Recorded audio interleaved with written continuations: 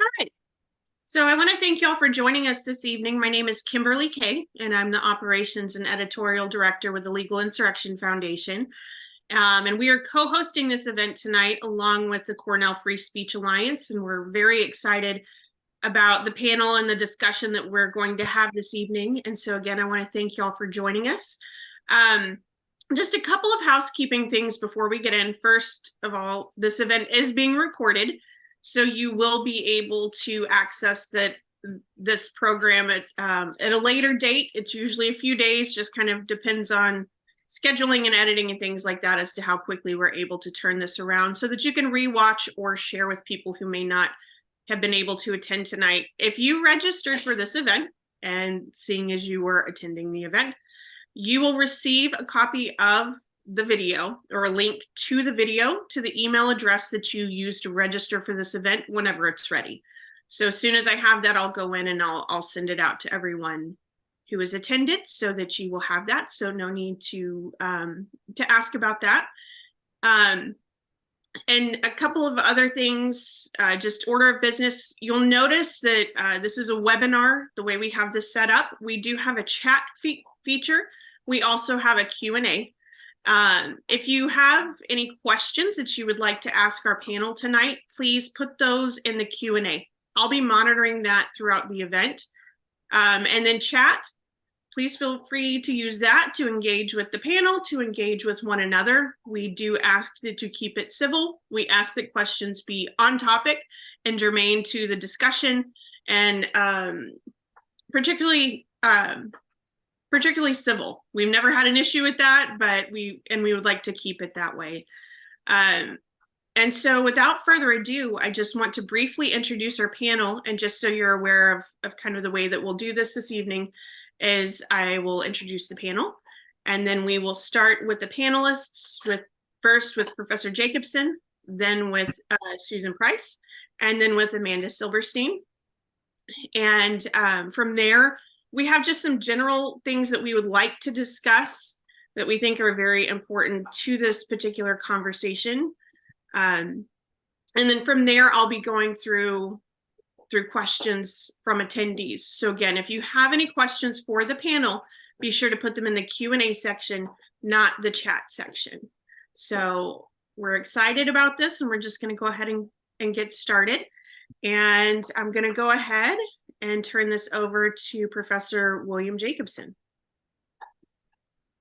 Great, thank you, Kimberly. And Kimberly puts these things together for us, so that's very much appreciated. Thank you also to Cornell Free Speech Alliance, a new and relatively new and very active group on campus, which really has helped shape the debate over free speech on campus. So we're really thrilled that they're able to participate. And of course, thank you to Sue, who I've known for a long time, and also to Amanda, who I've only recently learned about when I watched her testify in Congress. So I'm really thrilled to have her here. So what is the purpose of what we're talking about tonight?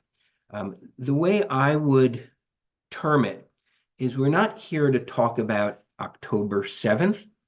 We're really here to talk about October 8th and 9th and 10th and the reactions on campuses that I think shocked a lot of people. It was not what I think I expected. It was not what a lot of people expected within 24 hours of the most horrific, barbaric attack on Jews since the Holocaust, really. You all know what happened on October 7th. And you would have thought there would be near universal condemnation of it. You would have thought there would be universal sympathy for the Jewish people from it. But that's not what happened. And I think what we want to talk about is why is that not what happened, and why is that particularly not what happened on campuses, and particularly so-called elite campuses. Cornell, Harvard, UPenn. How is it that we actually have people supporting October 7th? How is it that we have people calling for more October 7th? And what does it reflect about our society, and particularly the campuses? And so I'm going to focus on things that I've observed at Cornell in the 16 years that I've been there, which I think are observations that apply to many colleges.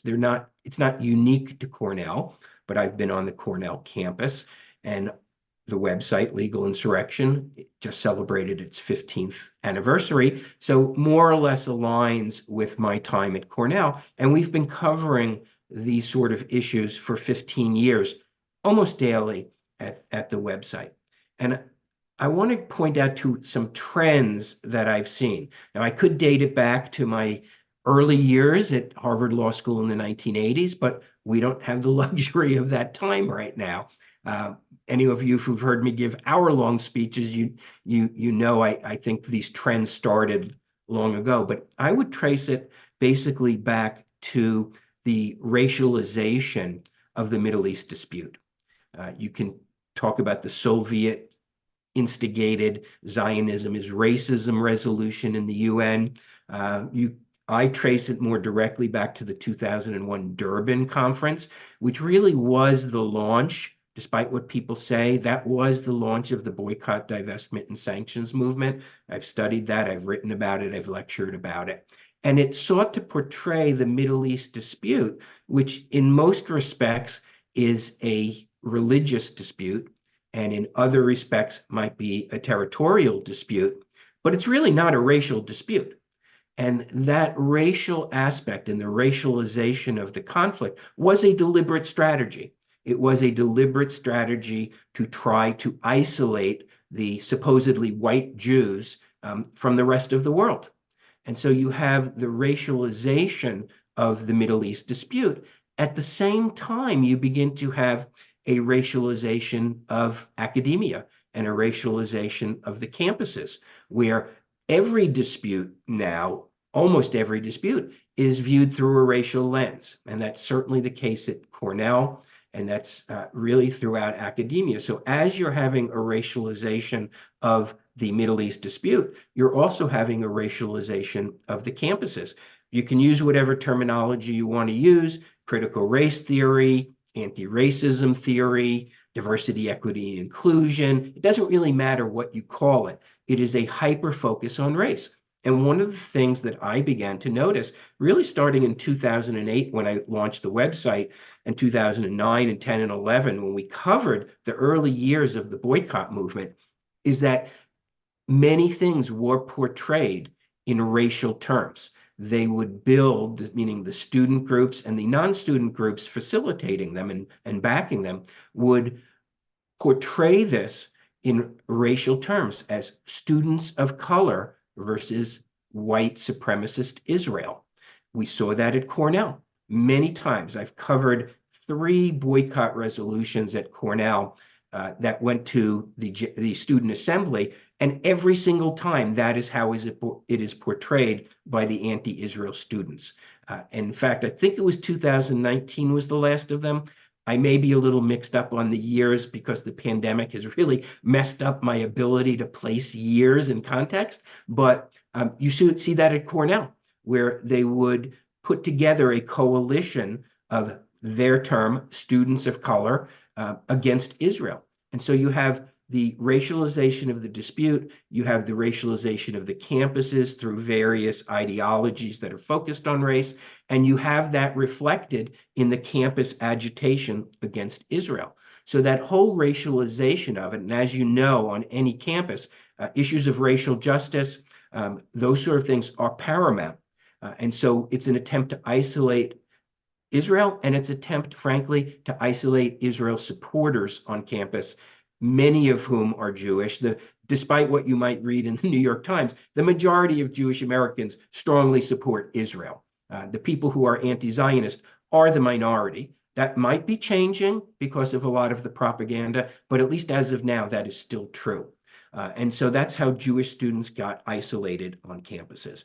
And that plays out at Cornell, and it's playing out at Cornell. The second strain that you have is a lack of faculty diversity of viewpoint. It's not only a diversity of viewpoint problem, liberal versus conservative, but it's a diversity of viewpoint problem as regards Israel. It is very difficult in academia to get hired if you are conservative, openly conservative. It is also very difficult in academia to get hired if you are openly pro-Israel. And so what we see on the campuses, including Cornell, is there are few to none professors who are openly pro-Israel. There are a fair number who are openly hostile to Israel, and they drive the academic debate on campuses. I cannot think, and there might be one, I just can't think of it, of any event sponsored by an academic department, and I stress that, an academic department at Cornell, which could fairly be characterized as pro-Israel. There are almost every week, maybe more than once a week, academic programs sponsored by departments which are openly hostile to Israel. I have watched many of them because they're generally speaking open via video login, not always, but often. And so you have this imbalance on campus of a professoriate, the vocal minority of whom are extremely and relentlessly hostile to Israel. And so you have this atmosphere on campus, which has played out at Cornell, which is racialized isolation of Jewish students, of course, racialized portrayal of the Middle East dispute, which is wrong, and faculty who, at least the ones who speak up, are relentlessly dehumanizing of Israel. And it creates a very toxic environment. And it's an environment which I do not believe this administration is cognizant of. I do not believe it is one they are willing to acknowledge. And the best proof of that, this is publicly available, at the Faculty Senate on November 8th, it's recorded, the recording is posted on the Faculty Senate website.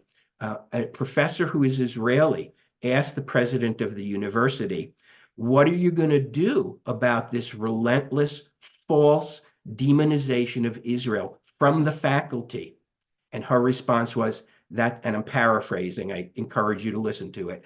Her response was, that's not really our problem. That's for the community to decide.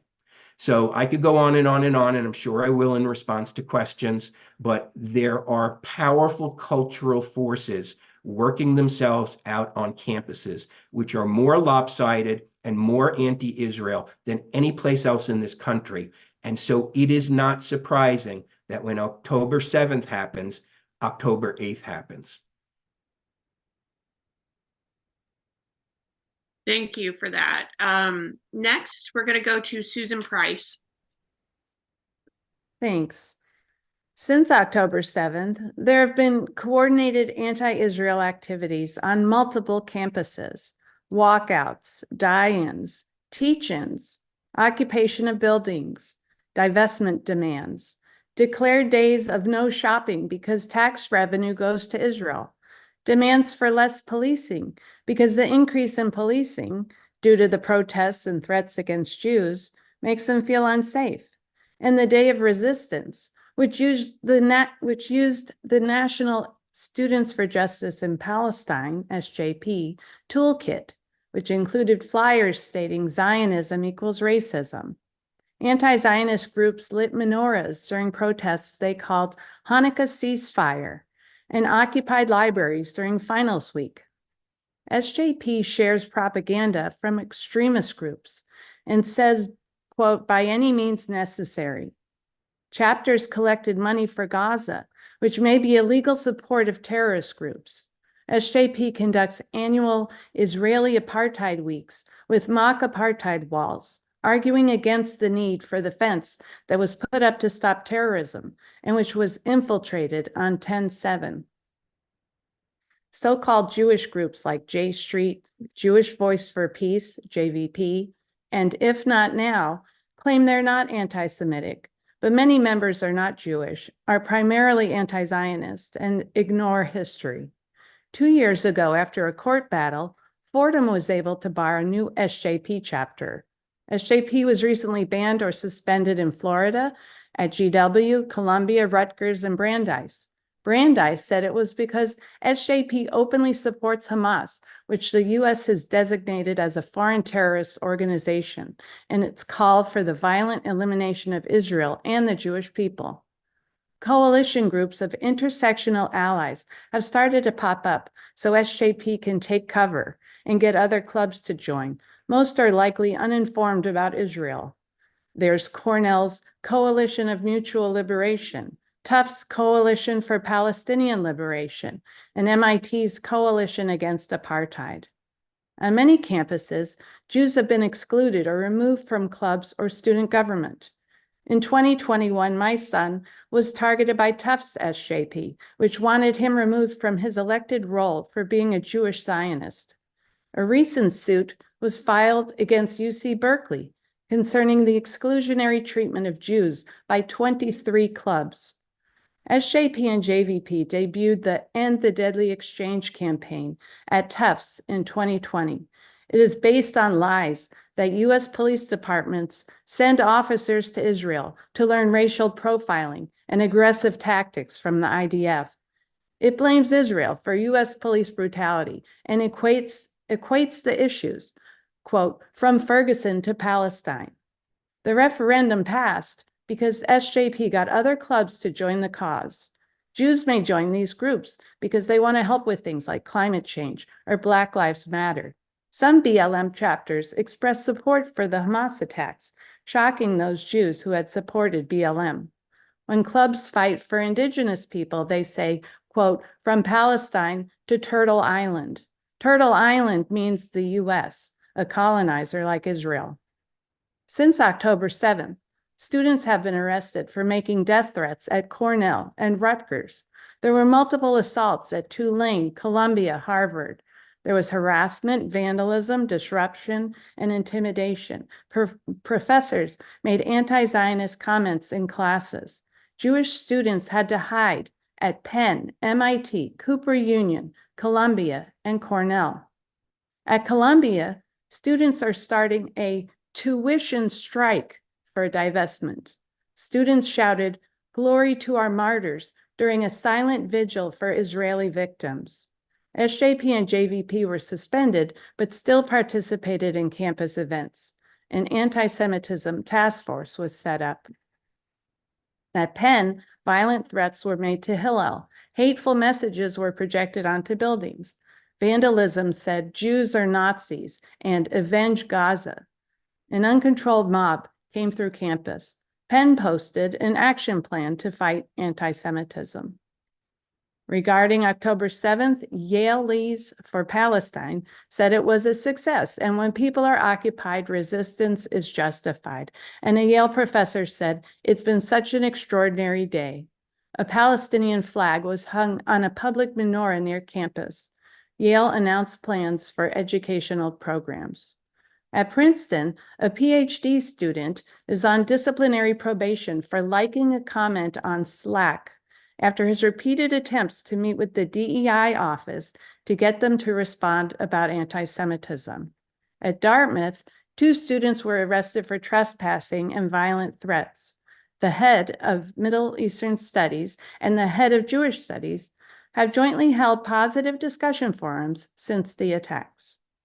At Harvard, 30 student groups wrote a letter blaming Israel for the violence on 10/7.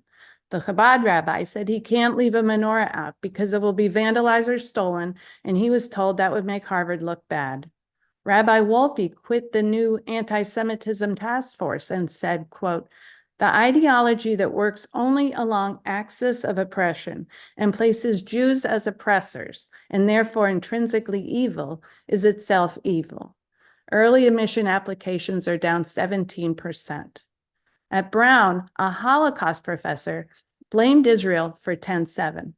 20 members of Jews for Ceasefire Now were arrested for trespassing, but charges were dropped when a Palestinian classmate was one of 3 men shot in Vermont. Last week, though, 41 students were arrested for a sit-in. A Stanford lecturer made Jews stand in a corner as oppressor colonizers and said that's what Israel does to Palestinians. The Anti-Semitism Task Force has an anti-Zionist co-chair. At MIT, someone urinated on the Hillel window during Jewish prayer. Students harassed Jewish staff and blocked Jews from attending classes. 70% of Jewish MIT students report hiding their Jewish identities. A DEI officer said Israel should not exist and agreed with an organ harvesting conspiracy theory. A student disrupted a class to protest about Gaza. At Tufts, SJP used the image of a paraglider in an email and said, "Liberation fighters have shown creativity in their historic attack on the colonizers," and called the terrorists martyrs. Anti-Israel posters were repeatedly hung in classrooms on every chair. A sign on campus said, quote, "Homeland or death." The presidents who testified in front of Congress were asked if they knew what anti-Semitism was. They didn't. They can't fight the problem without understanding it. Universities should adopt the non-binding International Holocaust Remembrance Alliance, IHRA, working definition of anti-Semitism. Universities need to enforce their rules about vandalism, harassment, and protests. Protests should not interfere with students' access to living and learning. Jews applying to college should watch how administrations are responding to recent events and see which have active Jewish communities. Jewish students should be part of student government, newspapers, and clubs where they can have their voices heard. I'm a member of the Cornell Free Speech Alliance. CFSA knows that incitement, threats, harassment, and vandalism are not protected examples of free speech. Thanks. Thank you, Susan. And next to Amanda. Hi, everyone. Thank you for being here. My name is Amanda Silberstein, and I'm a current sophomore at Cornell's Hotel School. I studied at Bar Ilan University in Israel for a year before starting at Cornell. I recently testified before the House Judiciary Committee about anti-Semitism and free speech on college campuses. I'm a modern Orthodox Jew, and I'm one of the only 2 members of my family who were not in Israel on October 7th. I heard firsthand from my parents, siblings, aunts, uncles, cousins, and grandparents the sheer horror that they endured on October 7th, even in the relative safety of Tel Aviv and Jerusalem.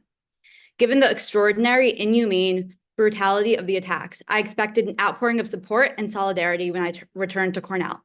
But what I encountered could not be further from it. Instead, the response was dehumanizing rhetoric, support for the terrorists, and students being accosted on campus and threatened with intimidation and violence solely because of our Jewish identity. I came to realize that even in 2023 in America, Jewish students are vulnerable in our own educational environment. Jewish students today are not only grappling with the ongoing tragedy in Israel and mourning the dead, but also simultaneously facing the seemingly impossible fight on American soil to defend our rights to grieve and to even exist. Traditionally, universities have stood as enclaves for intellectual discourse, pioneers for societal evolution, and laboratories where social change begins to ferment and take shape. Free speech and open debate lay at the core of academic life. While public universities are legally bound by the First Amendment, many private institutions are bound to protect free speech by state law or by their own contractual commitments. The rights provided by the First Amendment is part of what makes campuses so vibrant: free exchange of ideas and open debate. However, in recent years, private universities have placed significant constraints on what they deem to be hate speech, even when it's not constitutionally protected. What's happening to the Jewish community on campus today is that not only is hate speech being permitted as long as Jews are the targets, but even affirmative calls for violence and genocide against Jews that are not constitutionally protected are being sanctioned. Jewish communities thrive on many campuses, with Jewish faculty excelling as educators and administrators within the nation's top institutions. Yet, paradoxically, as a result of a multi-year policy of promoting and fostering anti-Semitic and anti-Israel Middle East programming, the American college campus has recently become a prominent breeding ground for the propagation and promulgation of anti-Semitism. Jew haters exploit schools' commitment to free speech, cloaking their propaganda in the guise of academic freedom. They have hijacked schools' commitment to social justice and associated the Palestinian cause with that of oppressed people of color, falsely assigning to Israel the role of the white colonizer and oppressor. Eager to demonstrate their adherence to free expression principles, university administrators, driven by idealism and their desire to pacify the most strident voices in the student body, fail to discern between constructive discussions that nurture intellectual growth and dialogue that descends into defamation and falsehoods. Most presidents presumably strive to foster and uphold safe learning environments, but in an attempt to not take sides, many have issued tepid and generic responses to blatant, unapologetic anti-Semitism, using the shield of free expression as an excuse to not condemn it. Such morally repugnant statements speak volumes to students. In fact, by supporting the very idea that there are two sides, they are validating the view that terror is resistance. Universities' silence in the face of reprehensible and historic evil against the Jewish people, when the only response should be unequivocal condemnation, is an outrage. In recent weeks, Cornell's campus has descended into an echo chamber fostering animosity, aggression, and bigotry. As I walk to class every day, I'm confronted with posters, some depicting innocent infants being torn off of walls to make way for signs charging Israel with genocide. Those few pictures of hostages that remain have been marred with graffiti, with the words "Free Palestine" hastily scrawled against the faces of young siblings who were abducted from their homes. Our campus has been defaced with anti-Israel graffiti numerous times. Central Campus has been covered in phrases such as "F Israel," "Zionism equals genocide," and "Cornell invests in genocide." Student groups hold die-ins in which they march into buildings, lay on the ground, and scream "Cornell is complicit in genocide" for an hour. In contravention of university policy, these spaces were not reserved for these events. Not only does this disrupt classes and students studying, but it also intentionally fosters a culture of fear for Jewish students. The university responded that there will not be consequences.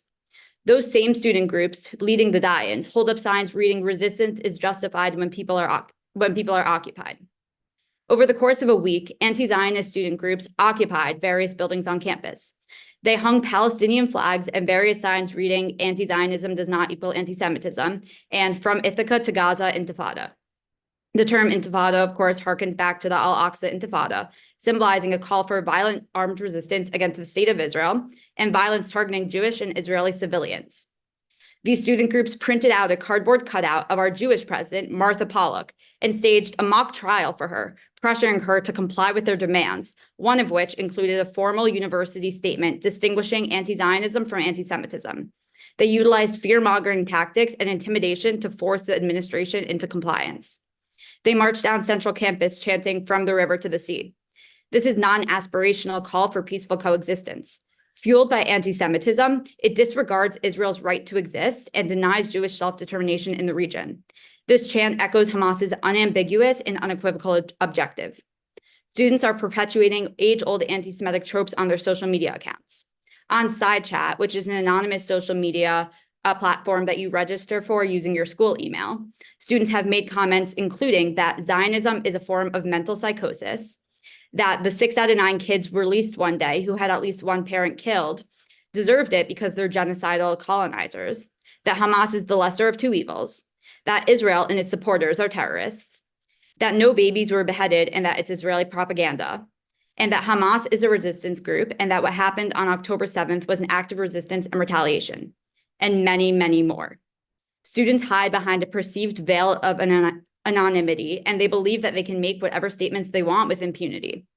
And of course, in what garnered the most attention, a fellow student posed direct threats to Cornell Jewish students on an online forum, vowing to shoot up the kosher dining hall, to gang rape all Jew pig woman, and instructed other Cornell students to assault Jews on campus, to follow them home and slit their throats. These are just a few of the countless explicit threats directed at Cornell Jews. Although it's possible that the perpetrator's comments stemmed from a place of deep distress and depression, it's evident that this sentiment was created by the rampant expressions of anti-Semitism espoused by Cornell professors and students alike. But for me, what is more painful than the misinformed students propagating harmful lies is the professors who proclaim it as truth to classrooms full of impressionable students. On Sunday, October 15th, Cornell University professor of history, Russell Rickford, referred to Hamas's brutal massacre as exhilarating and energizing at a pro-Palestinian rally in the Ithaca Commons. Rather than condemning Hamas's horrific acts of terror, he embraced them for shifting the balance of power and ushering in a new era of Palestinian resistance. In further comments, he did not retract his remarks or express remorse. He described the unprovoked, barbaric attacks perpetrated against innocent civilians as a form of long-awaited and justified resistance. His praise of undeniable terrorism fueled animosity towards Jews on campus and incited violence against our Jewish community. In the course Race, Racism, and Public Policy, Professor Lindsay showed her class a video depicting that Israel is committing the crime of apartheid, in what students felt like was an attempt to garner support for Hamas and foster animosity towards Israel. Students in the writing seminar True Stories, taught by Professor Glaubman, also reported that the professor asked each student to share his perspective on the conflict. However, when students expressed overwhelming sympathy for Israelis, the professor dismissed their views, asserting that Palestine is a textbook case of genocide right now. Following this statement, she probed the students to restate their feelings. These students felt pressured to shift their original views to please their professor and avoid risks to their grades. These professors are pressuring students to hate Jews. Dehumanizing portrayals and the propagation of false narratives fuel incidents of discrimination, death threats, and intimidation against Jews. Allowing anti-Semitic discourse to go unchallenged leads to its spread and normalization across society. Extremists are emboldened and a new generation is indoctrinated in hate. This is not social activism fueled by concern for the well-being and future of the Palestinian people. It is fueled by deep-seated, vicious hatred towards Jews. Jewish students should not fear being verbally or physically attacked, socially ostracized, harassed online, and marginalized on campus. We should not be forced into silence or submission. This wave of anti-Semitism is a widespread poison that the school's silence and false moral equivalency has allowed to fester and grow. As we saw in the recent hearing, universities' words have meaning. Presidents must not abdicate their obligation to lead students. Thank you so much, Amanda. I really appreciate each and every one of you sharing a little bit about your general thoughts on this and giving some background to everyone in attendance. What I want to do real quickly before we get too deep into discussion too, is to ask first Professor Jacobson and then Sue, if you could just tell us a little bit about the organizations. I'm of course very familiar with Legal Insurrection Foundation because that is what I do day in and day out. So that everyone, I think we have a lot of people who may be familiar with one or the other, but not both. So I guess if we could start maybe with Susan and then Professor Jacobson, if y'all would just tell us a little bit about your organizations. Sure. CFSA is a nonpartisan nonprofit that wants to preserve the educational principles of Cornell and support academic freedom, viewpoint diversity, and free expression. So in 2021, Cornell approached one of our founders for a major donation, and he was concerned about free speech. So he spoke with some professors, and he was concerned that students and faculty were self-censoring to avoid being ostracized. And in fact, FIRE conducted a student survey and found that 88% of Cornell students self-censor. CFSA was formed in 2021, and it has reached alumni nationwide and attracted more than 30,000 supporters and social media followers, including over 100 faculty members. Some are anonymous members. It partners with similar groups at other colleges. It's had nationwide media attention and produced newsletters and webinars to support free expression. CFSA has been calling upon the administration since spring 2022 to adopt the Chicago Principles for Free Expression and to institute First Amendment or free speech training for students. CFSA's voice is probably the reason for this year of free expression. In August, CFSA produced a report and sent the president and trustees an action plan with recommended policies to improve the campus environment. The Cornell administration states that they're committed to free speech, so we wonder why they haven't responded to the report or requests for a meeting. Thank you. Professor Jacobson? You're muted. One of these days I'll do a webinar that I don't leave myself on mute. Legal Insurrection Foundation is our operating entity. It is a tax-exempt nonprofit, 501c3, which launched on March 1, 2019, but it was predated and really grew out of the Legal Insurrection blog, which started in October 2008 and has been one of the more influential and long-lasting, certainly, right-leaning websites, in the news sphere. But we became a nonprofit in 2018 and launched in 2019, and we now have two other pieces. So we continue to have the blog, which gets a lot of visits and a lot of attention, a lot of publicity, but we have an outfit called, or I should say a project called criticalrace.org. It's criticalrace.org.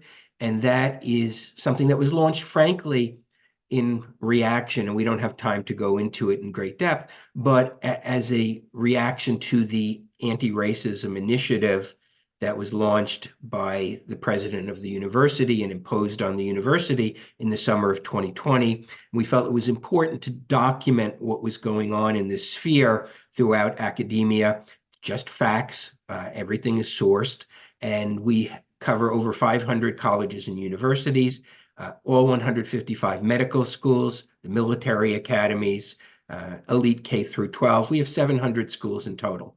We also have a relatively new project launched earlier this year, in February of this year, the Equal Protection Project, which is equalprotect.org, which commences legal challenges to racially discriminatory programming, mostly in higher ed, although not exclusively. We filed 20 complaints so far, got 9 schools to change their programming to remove the discriminatory provisions, and that's what we do. Thank you.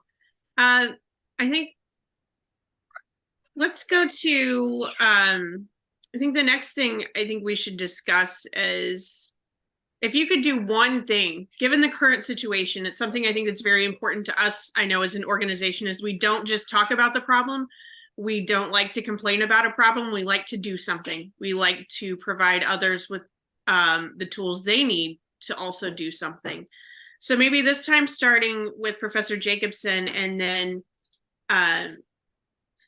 Susan, and then to Amanda as well. If you could do one thing about the current situation on campus, what would that be? If I could do one thing, it would be to completely remove the DEI programming and bureaucracy at Cornell and other schools. The racialization of the conflict and the racialization of the campuses, I think, has torn us apart. I think things have gotten dramatically worse in the last 3 years since this was imposed on the campus. And I think if we did nothing else but focus on each student and faculty member and staff member as an individual deserving of respect and deserving of fair and equal treatment without regard to skin color, race, or ethnicity, we would promote more cohesion, we would promote more justice.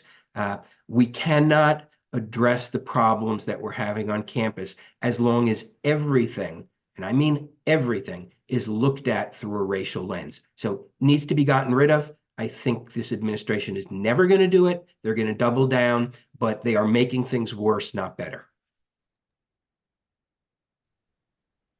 I would have university presidents and boards of trustees adopt the non-binding International Holocaust Remembrance Alliance working definition of anti-Semitism, and let the Jews decide how to define anti-Semitism, not SJP or the Coalition for Mutual Liberation.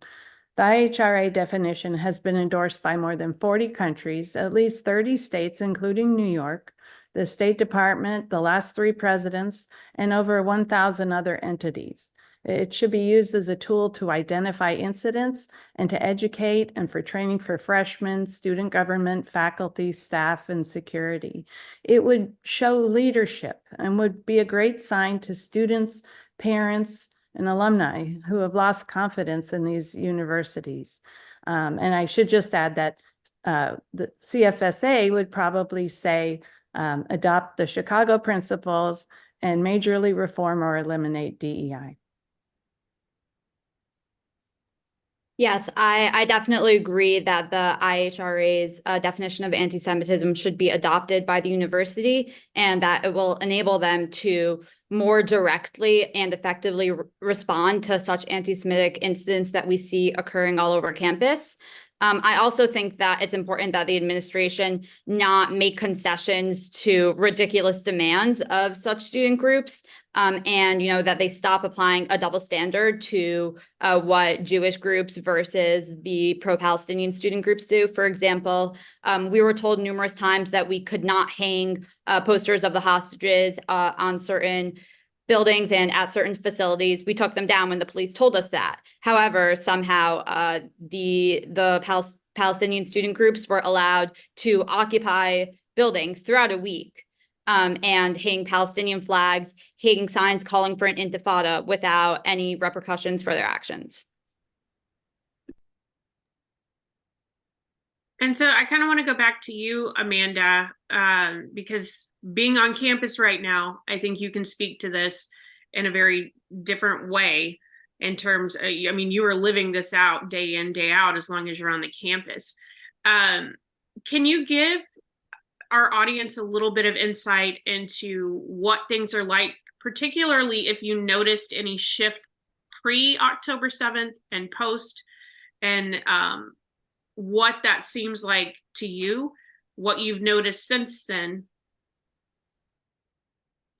Prior to October 7th, I personally had not encountered any stark incidents of anti-Semitism. However, while after October 7th, these incidents had become more rampant, they existed before. I'm sure Professor Jacobson could speak to it more than I can because he's been at Cornell longer than I have. But professors and student organizations have been planting seeds of hatred and entrenching anti-Semitism into the very fabric of our university for a long time. Both my brother and sister attended Cornell, and during my brother's first semester, many years ago, he observed swastikas drawn outside his residence hall, and the following semester, he encountered a poster that read "Free Palestine, F Zionism." As one of his classmates left class, she was told, "See you later, dirty Jew." And shortly after the attack on the Tree of Life Synagogue, within just 9 days, there were 3 incidences of swastikas being found around campus. So this has been an issue that has been growing for a while, and I think that we've really seen it come to reach its height right now after the attacks. And same question for Professor Jacobson as well, being on campus. Have you seen a shift there, and what has that been like from your perspective? Well, this fall I was actually on sabbatical, so I wasn't physically on campus. Obviously, I hear, I read, I watch, so I can't really give you a great feel for what it was like to be on campus this fall. I can say that I've noticed the aggressiveness and the hostility from students and faculty, but mostly students who self-identify as pro-Palestinian. Some of them self-identify as anti-Israel, however you describe it. It's gotten more aggressive, I think, over the years. I think that creates an intimidating factor for Jewish students. I mean, I have covered in the years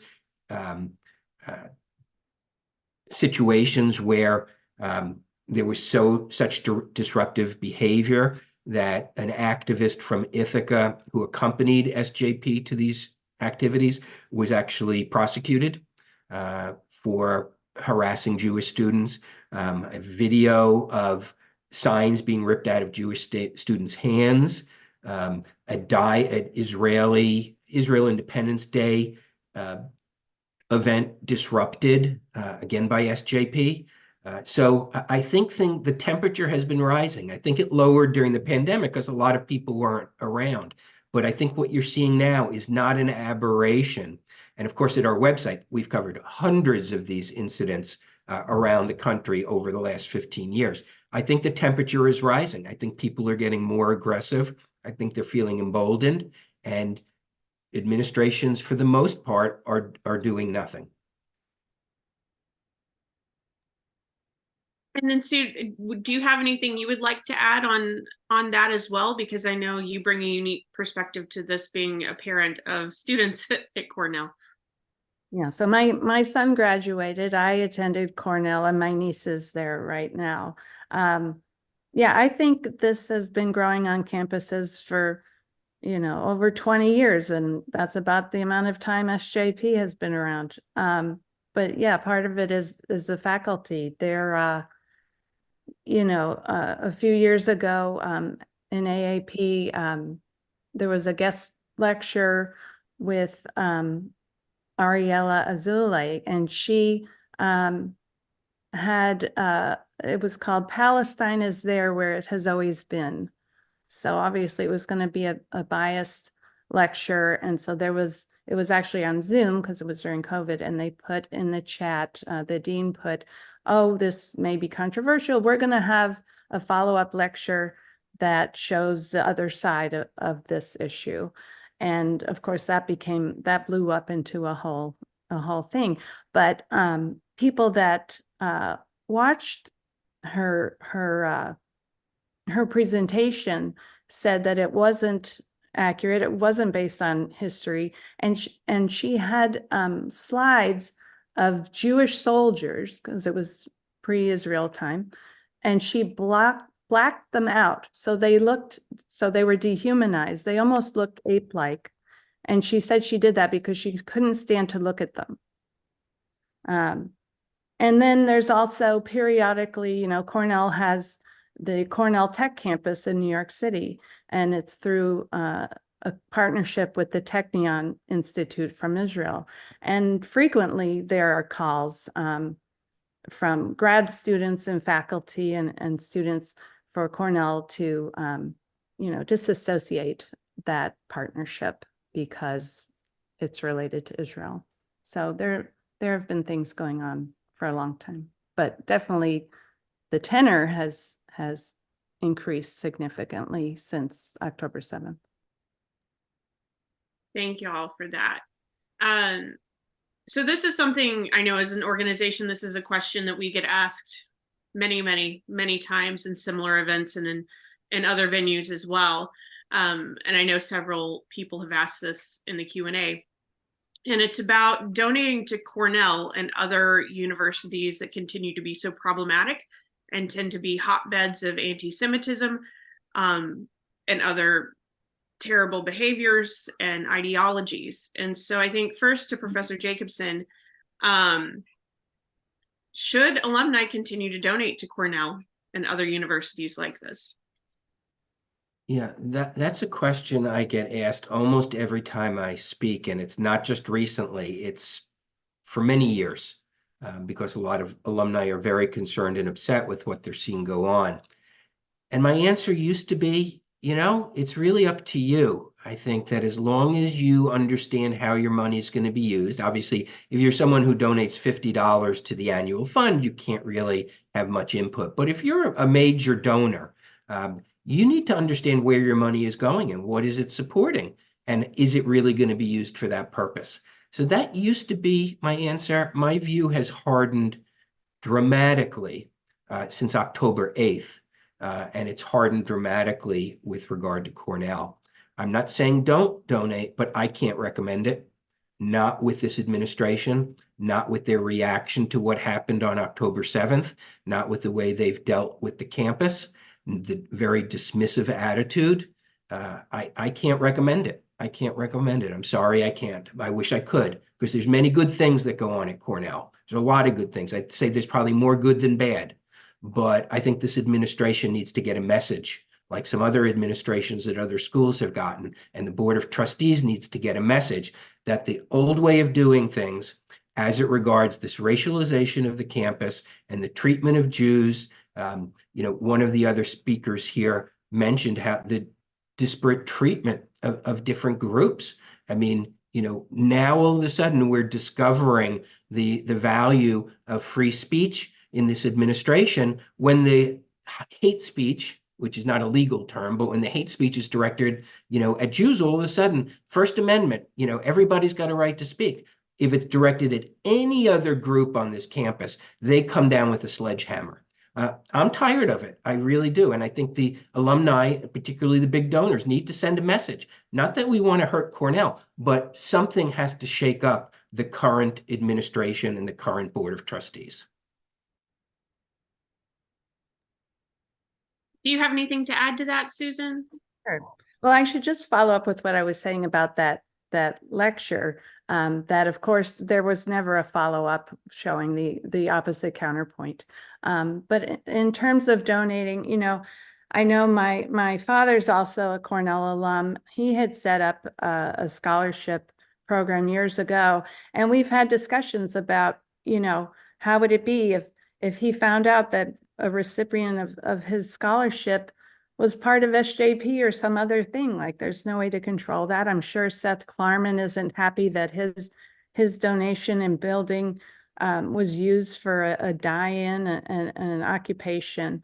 And I know my dad sent in a $1 donation, with a letter to make a point about that. But what I say to people is to support Cornell Hillel. And they have a new building program. They're going to have a building. They're the only Ivy League school that doesn't have its own Hillel building. And that's a separate 501c3 nonprofit. So you can donate to that. It won't count towards Cornell's fundraising goals and number of donors and any of that. And also, Chabad at Cornell is also having a building project. So that's my recommendation. But definitely let Cornell know why you're not donating to them directly. Thank you all for that. And I want to ask Amanda a couple of questions as well, because I know you have a very different experience in all of this. When we can talk about defunding things, we can talk about that. But again, you're the one living this currently. How influential do you think social media and digital platforms are in shaping and perpetuating anti-Semitic sentiments among Cornell students right now? And are there any specific behaviors that you've noticed or trends that seem to exacerbate this particular issue? Yeah, so in general, social media, of course, plays a very big role in amplifying anti-Semitism. Hate actors often exploit social media to amplify their bigotry, and this in turn fuels more violence against Jews. It facilitates the dissemination of anti-Semitic rhetoric, and it offers a platform where extremists can voice their views anonymously, which further emboldens them and makes them more comfortable with their hateful views, as well as, social media creating an echo chamber through its algorithm. Recently, anti-Semitic posts have been shared thousands and thousands of times, and there are crazy statistics about the hashtag Hitler was right, going viral on X a few days after October 7th, and many, many more similar ones. But specifically at Cornell, I think that side chat, which a lot of students interact with daily, plays a very big role in it. I read previously some of the direct quotes that I've personally read on the app, and of course, as we've seen with Patrick Dye, this anonymity isn't really a good shield, and when you directly threaten, it obviously could be unveiled. Your identity could be unveiled, but I think that it really does embolden people and empower them to post such hateful and violent comments without fear of repercussion. So it definitely exacerbates the issue on campus. Thank you. We have quite a few questions about the relationship, Cornell's relationship, and I know it's not just Cornell, it's public, private universities all across the country, and their relationship with Qatar, because many of these universities and colleges all have some kind of institute, or they have exchange programs. Professor Jacobson, what are your thoughts on these kinds of programs and what can be done, whether they're fostering anti-Semitism or encouraging anti-Semitism, and whether or not there's a way to deal with that? I don't frankly know enough about what these programs do to give an opinion on that, including the program at Cornell. I know Cornell has a medical school in Qatar. I think Cornell, I saw someplace, has received $1.5 billion from Qatar. I don't know if that's true or not, but those are the numbers that are being reported. What that's used for, I don't know. I think whenever a foreign government or a foreign entity donates that amount of money, generally speaking, they're not doing it out of the goodness of their heart. They're trying to accomplish something, given that Qatar is an Islamist regime. One of the main funders, or at least indirect funders of Hamas.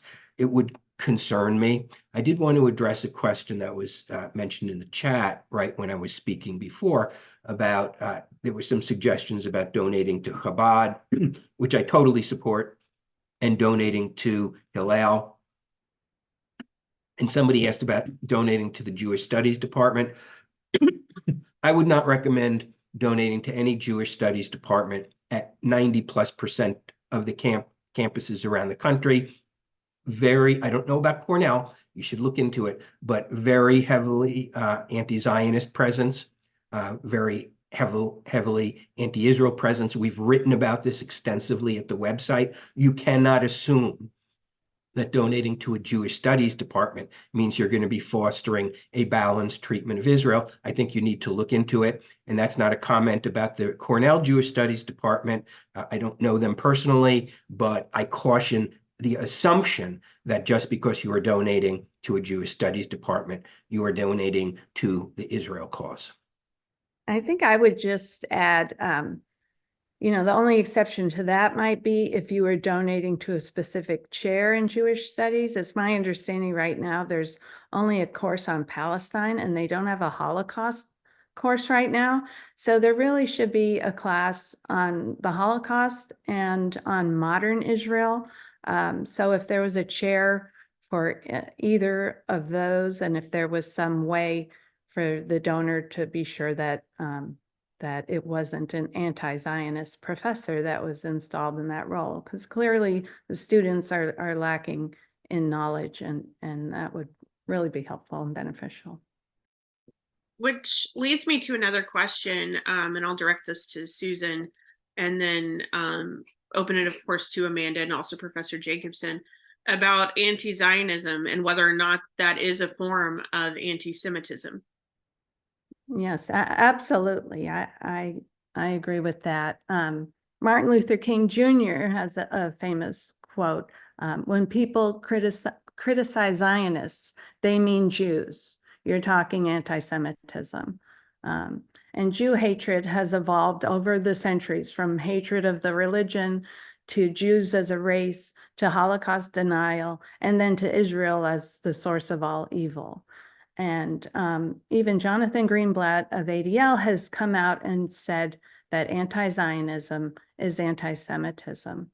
And Natan Sharansky, who was a former Soviet prisoner, he says that it's singling out the only Jewish state. And he uses the 3D tests of anti-Semitism: demonization, double standards, and delegitimization. So when the Jewish state is demonized, when Israel's actions are blown out of all sensible proportion, when comparisons are made between Israelis and Nazis, that's anti-Semitism. It's not legitimate criticism of Israel. There are double standards when Israel's singled out by the UN for human rights abuses, while China, Iran, Cuba, Syria are ignored.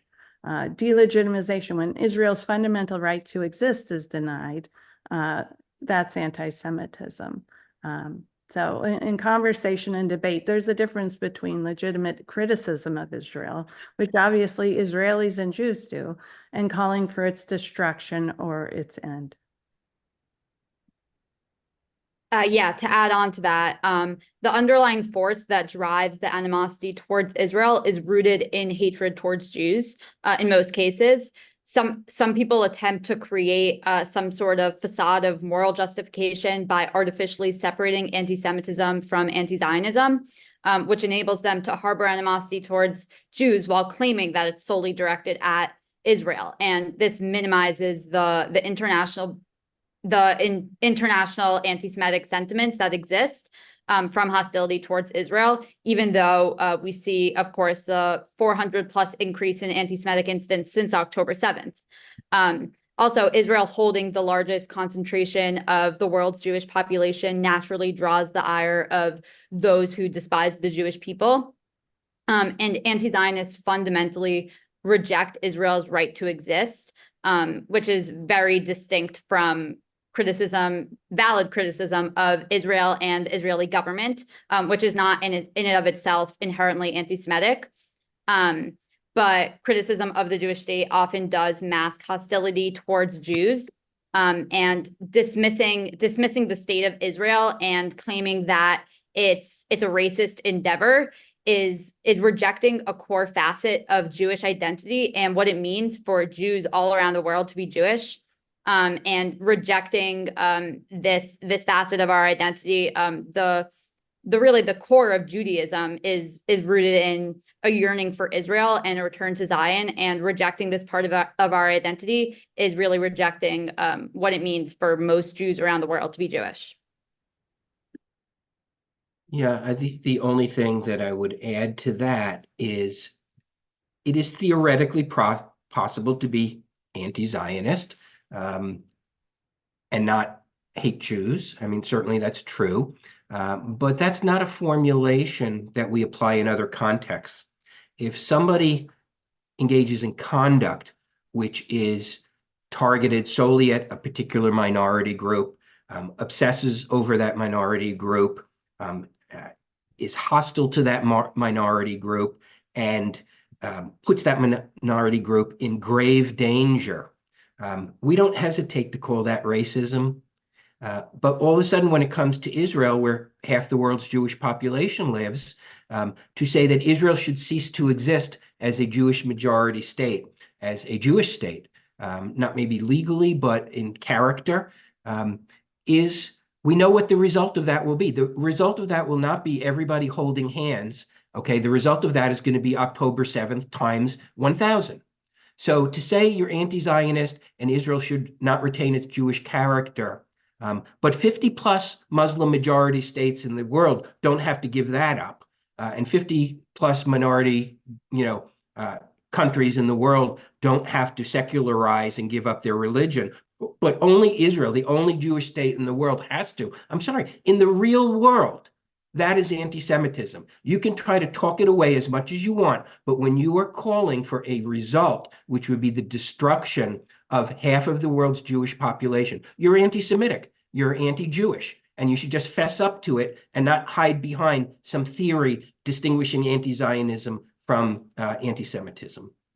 And I would just add, like, the flip side of Professor Jacobson's statement that there could be someone who's anti-Zionist and not an anti-Semite, but pretty much all anti-Semites are anti-Zionist.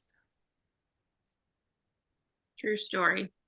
So this is a question, just a participant question directed towards Professor Jacobson, but I would also be curious to hear your thoughts on this, Amanda. And it's given that Cornell is 22% is 22% Jewish in student population. What's your impression of why Jewish students haven't been as brave and vocal as Amanda? And it seems like the only voices that we're hearing are from an opposing view, at least in the media and elsewhere. Yeah, I will say, in credit to Cornell, it has maintained its Jewish population as a percentage, whereas schools like Harvard and Penn are essentially eliminating their Jewish student populations. At Penn, I think it is, and maybe Harvard too, it's down to mid-single digits. Used to be 20% like Cornell. So that's a credit to Cornell, and I think that's a good thing. In terms of why students don't speak up, there's fear. The biggest fear is social media, and being targeted on social media and being called all sorts of names. And I see it mostly, with law students, because I teach at the law school, but I've interacted with a lot of undergraduate students, Jewish students, mostly fighting the BDS resolutions, the periodic BDS resolutions. And I wouldn't be surprised if we see another one in the spring. Yeah, they feel very targeted. They feel very afraid of being targeted on social media. And they're afraid of being called names, falsely being called names. So, and this is not unique to Jewish students. I mean, there's a toxic atmosphere on most campuses. If you read the FIRE and another organization do annual surveys, something like, and I think I'm not off by much, 2/3 to 70% of Cornell students say they're afraid to speak their mind on campus.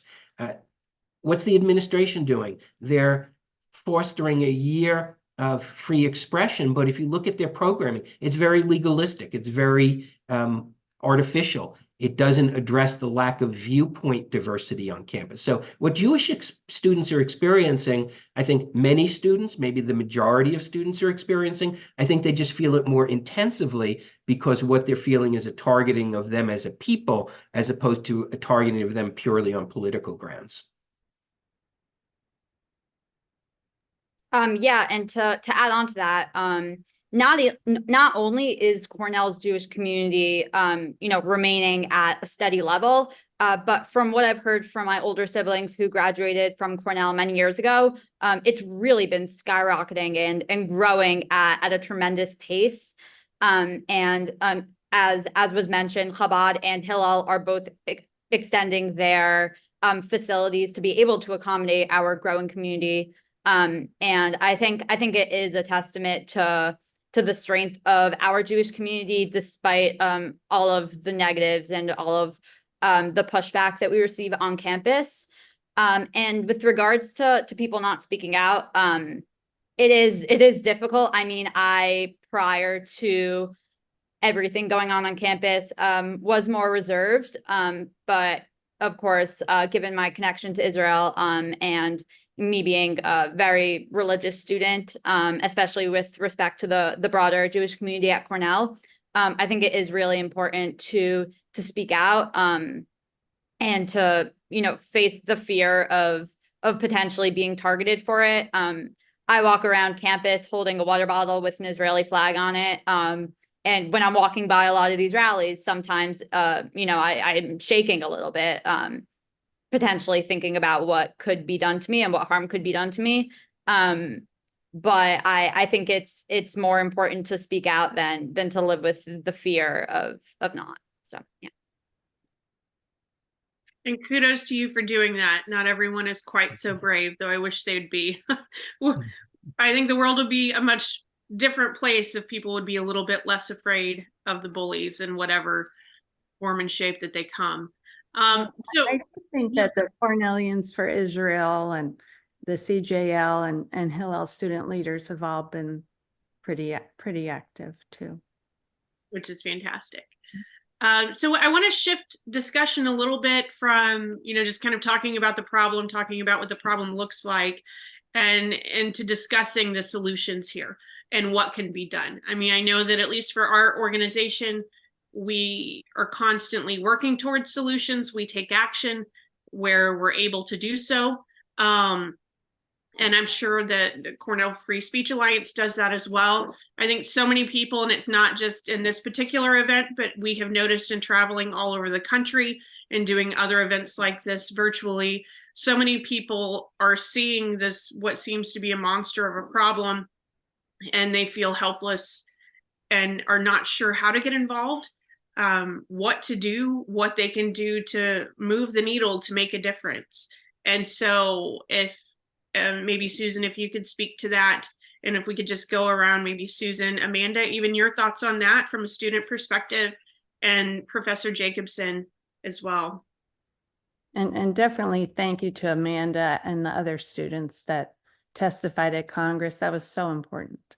With CFSA, for the last 2 years that it's been around and I've been involved, I've been speaking with them because it's been my interest. I've been speaking with the executive board about anti-Semitism on campus the whole time. Last summer, last spring really, they had asked me, can you put together a report, for us so we can learn more about it. So last summer I drafted a very long report to them, and I even discussed it with a few of them on October 6th. And I plan to write an article or a shorter report for the CFSA website. But they've been following the events of the last 2 months. They've been sharing a lot of relevant information with their followers and their huge email list. And we've been having a lot of discussions. And CFSA is happy to sponsor speakers, panels, and civil debates. And they'd like to work with Jewish leaders like Hillel, Chabad, Cornellians for Israel, and others to plan events.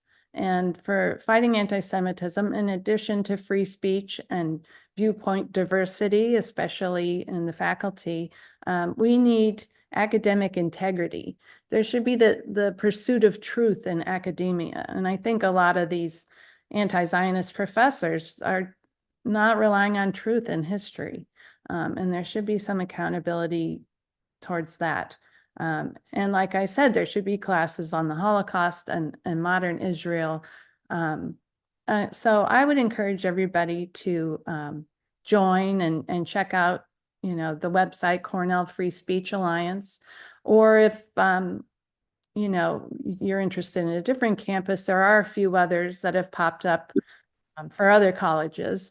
And I'm also involved with a group called Alums for Campus Fairness, which deals a lot with anti-Semitism. And there's a Cornell chapter, so you could go to campusfairness.org. And there are more than 50 chapters for other colleges too, if there are other campuses you're interested in.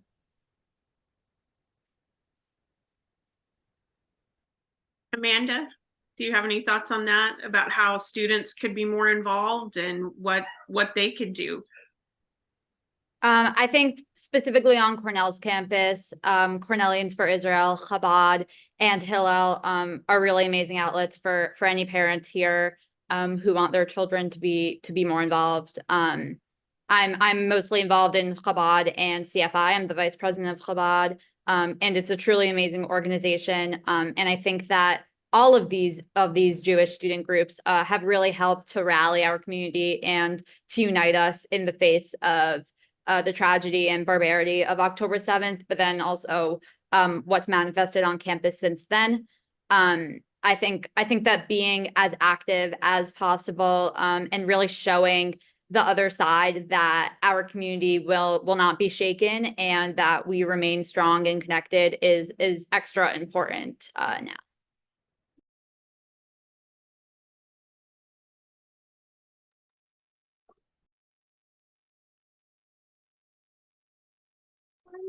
Professor Jacobson?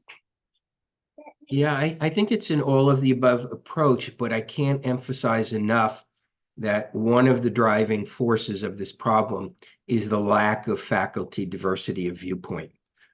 There are, I know it mostly from the conservative perspective that I am the faculty advisor to virtually, maybe all, but maybe I'm missing one, virtually all right of center student groups. And while I'd like to think it's because I'm so wonderful, the reality is there's nobody else. And the same is true for pro-Israel professors, openly pro-Israel professors. There are extremely few who are willing to speak up. Periodically over the years, 20, 30, 40 faculty members will sign an anti-Israel letter in the Cornell Sun. And students will come to me and will say, oh, can you get like an equivalent number of faculty to sign a pro-Israel letter? And the answer is no, I can't. Okay. First of all, they're not here. And even faculty, even tenured faculty who may agree with the pro-Israel letter won't sign it. They're afraid to sign it. So the administration, despite what the president said at the faculty senate meeting on November 8th, the lack of faculty diversity of viewpoint, particularly when it comes to Israel, is an incredible problem on the campus. And when the Israeli professor asked her, what are you going to do about the relentless false propaganda spread by professors on this campus? The response should have been, it is a concern to us. We may be constrained in how we can change it in the short run, but it is a concern. The response should not have been, that's for the community to decide. So I think that there is a real problem at the senior most levels, and the Board of Trustees needs to get involved. And maybe they agree with that problem, maybe they don't agree with it, but they need to acknowledge that this is not a good situation at Cornell. The lack of viewpoint diversity among faculty is a massive problem at many different levels. Thank you for that. I know at least for our organization, I can speak to that. And it's just something I hope that I can leave everyone with anytime we do an event like this, is just to know that you are not alone. If you are dealing with this issue, if you have a relative who's dealing with this issue, a child, a niece, a nephew, and anyone dealing with this issue, wherever they are, if you personally are being affected by this, just know that you are not alone. And I think sometimes it's easy to forget that because the voices who are trying to bully seem so loud. They have the media. They seem to have this monumental presence that can be at times very intimidating, but you're not alone, and you don't have to fight this battle alone. When we have organizations here who are actively working to change the landscape moving forward. And I think sometimes it's easy to look at the problem and want to tackle the big thing in front of you, right? I did a lot of work in grassroots activism, and everyone was so concerned about what's happening at the national level, when I can tell you, for doing this kind of work and being in political media for 12 years, that the most egregious things happen at the local level. They're happening on university campuses. They're happening at school boards. They're happening at a small town city hall meeting where these things are being discussed and decided. So in whatever your sphere is, you can make a difference. And it doesn't have to be, changing the federal landscape. You can start where you are and you can make a difference. And it starts just by speaking up. Don't be afraid to speak up in whatever capacity you're able to do that. And know that you are not alone. You have allies, you have resources here. If you have any questions, I'm sure Cornell Free Speech Alliance would be more than happy to answer questions and help you find ways to get plugged in, help you find ways to ensure that your voice is heard. For Cornell, and there's a whole network of organizations like the Cornell Free Speech Alliance too for other Ivy League schools. And so we can get you plugged in the right place where you can start actively working to make a difference. But the only way this changes is that if every single person who attended tonight is willing to do something about it, not just complain about the problem, but is willing to step up and do something about it. That's where the change is going to come from. So don't be afraid. Bullies are going to be bullies. That's just what they do. And so we just have to be louder across the board. So with that, I'll start with Professor Jacobson, and then Susan, and then Amanda for closing thoughts, and then we'll go ahead and wrap up. Yeah, I think there's been a great discussion. This is not a problem that was created on October 7th or 8th. It's a problem that's been building on campuses. It's a problem which I don't think most administrations understand. I don't think they understand it at Cornell from the public statements I've heard. I don't think the Board of Trustees understands it. They want to treat this as a political dispute, and it's not a political dispute. It is a toxic environment for many Jewish students on campus, and they have to recognize that and accept it and not treat it as more politics.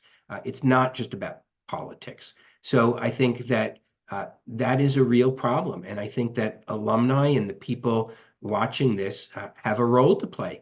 You've got a computer. You can write polite, and always keep it polite, emails of concern to the Board of Trustees and to the administrators. Let them know what your concerns are. And again, always polite, but they need to know that people are watching, because the problems here were not problems that developed on their own. They have been facilitated by administrative policies that the university has adopted, primarily the oppressive and repressive anti-racism initiative launched and imposed on the university as a reaction to the death of George Floyd.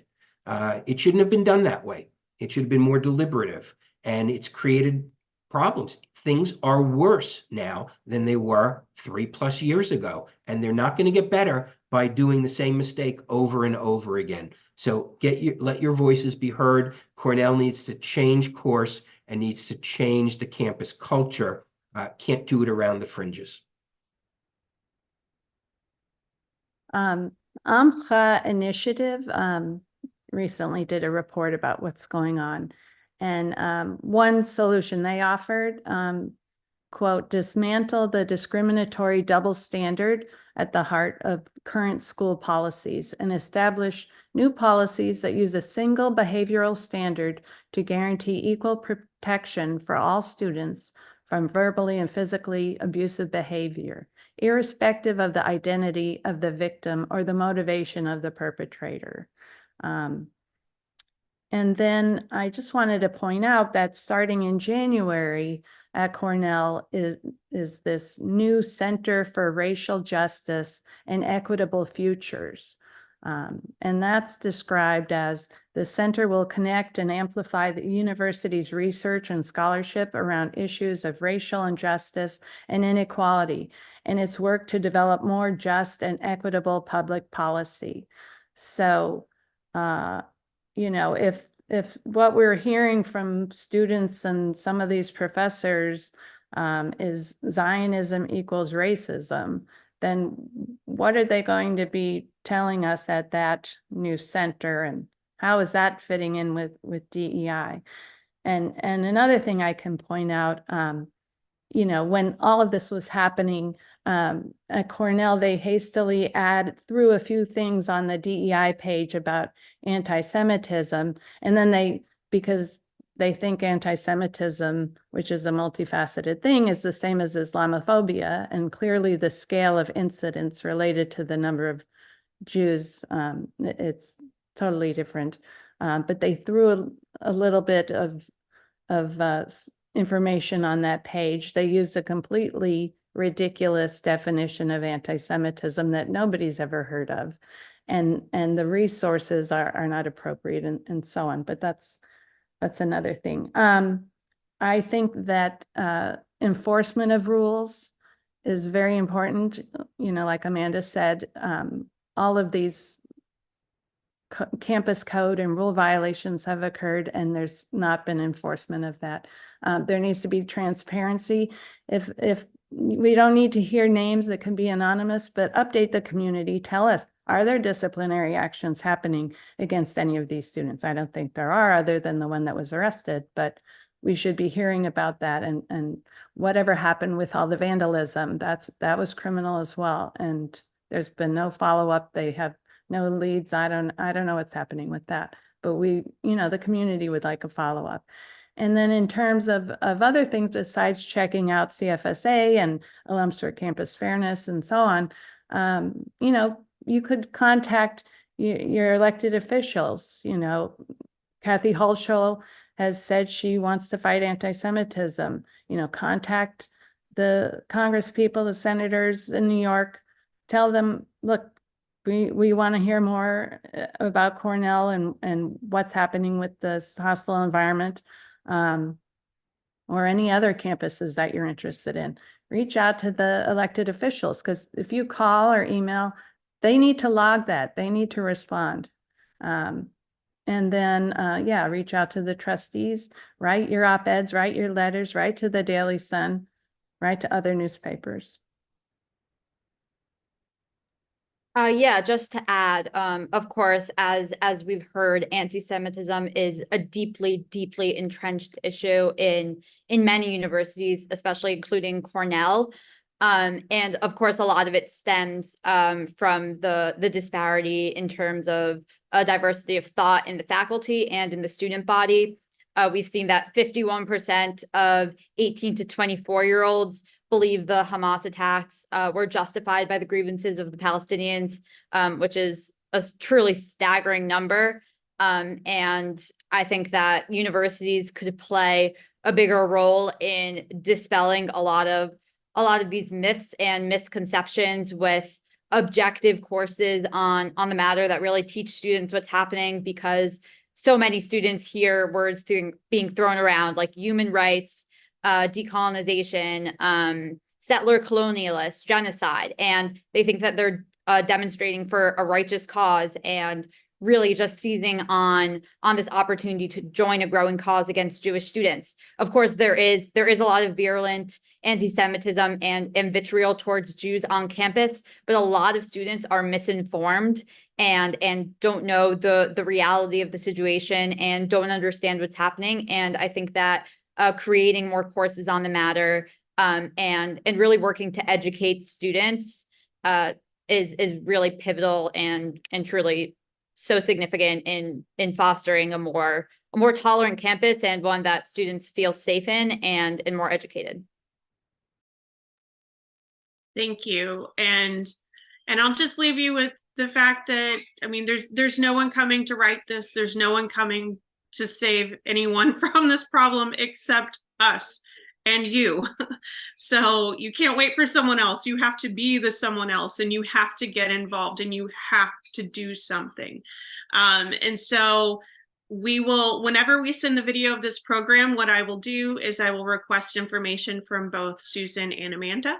And so in that email, you'll have information on how to get in touch with individuals and organizations that would be able to point you in the right direction, and how you can start getting involved and making a difference if you're not already doing so. And if you are already engaged, thank you so much for what you're doing.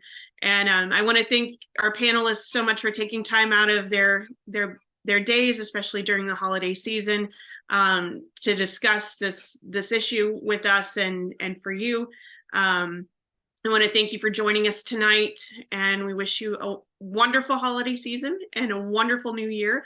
And we hope that we get an opportunity to connect with many of y'all in the future. So thanks again, and y'all have a great night.